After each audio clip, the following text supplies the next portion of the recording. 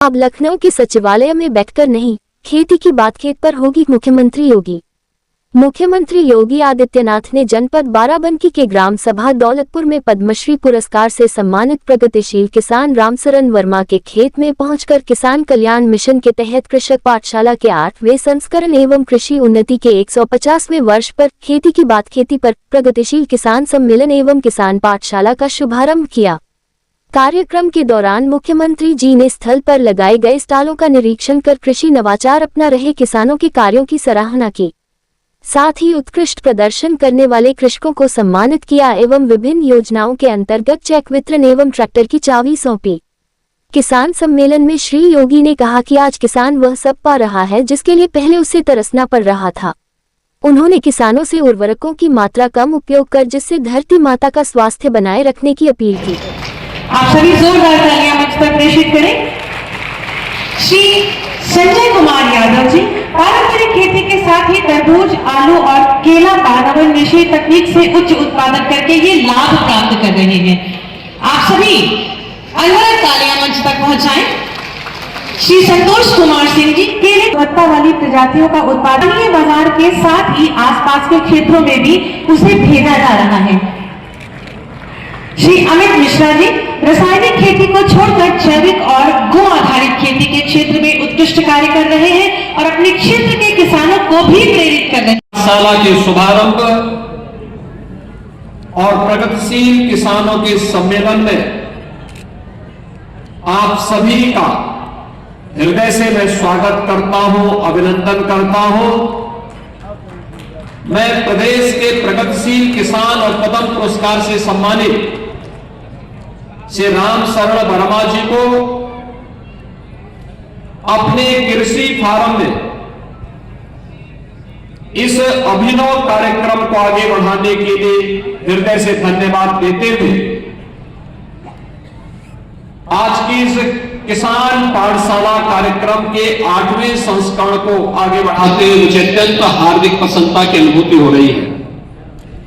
बहनों और भाइयों, उत्तर प्रदेश देश की सबसे बड़ी आबादी का राज्य है। 25 करोड़ की आबादी इस राज्य में निवास करती है और 25 करोड़ लोगों की भावनाओं के अनुरूप यहां का विकास हो, वहां समग्र विकास की दूरी उत्तर प्रदेश दिखाई दे।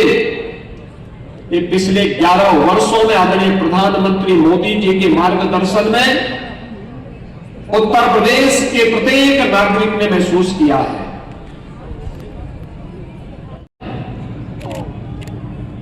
बेहतर कनेक्टिविटी से अब आच्छादित हुआ है। किसान जिन सुविधाओं के लिए पहले तरसता था, आज डबल इंजन सरकार ने उन सभी सुविधाओं से उसे आच्छादित करने का परिणाम है कि उत्तर प्रदेश आज के दिन पर देश के अंदर सर्वाधिक कृषि उत्पादन करने वाला राज्यों में से एक है।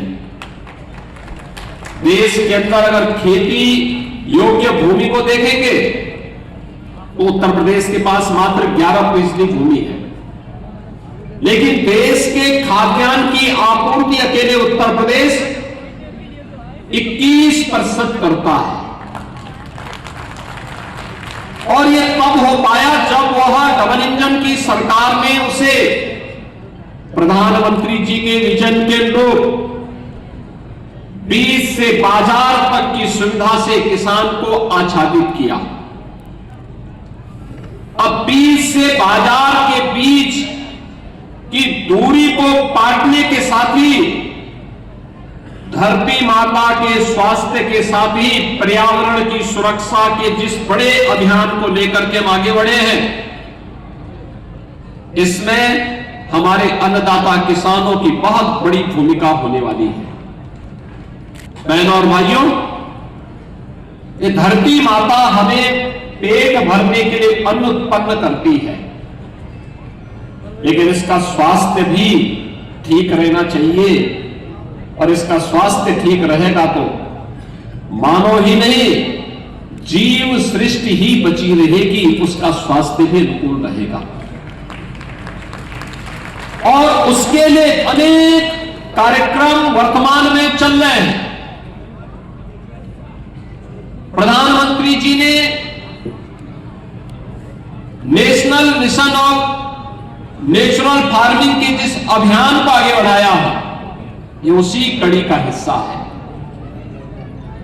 हमेशा प्रधानमंत्री जी इस बात को कहते हैं कि किसान की आमदनी को बढ़ाने का पहला मंत्र है लागत कम हो, उत्पादन ज्यादा हो।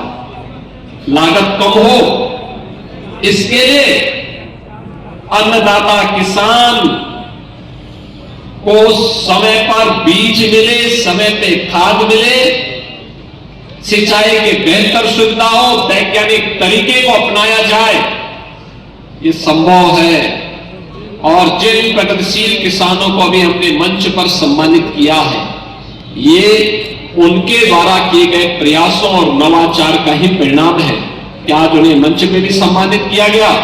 और जिन प्रगतिशील किसान के इस कृषि पार्व में आज हम एकत्र हैं, ऐसे राम शरण वर्मा जी की सेवाओं के प्रति ही सम्मान व्यक्त करने के लिए प्रधानमंत्री जी के कर कमलों से प्रधानमंत्री जी ने 2019 में उन्हें पद्म पुरस्कार दिया था। आज उत्तर प्रदेश का किसान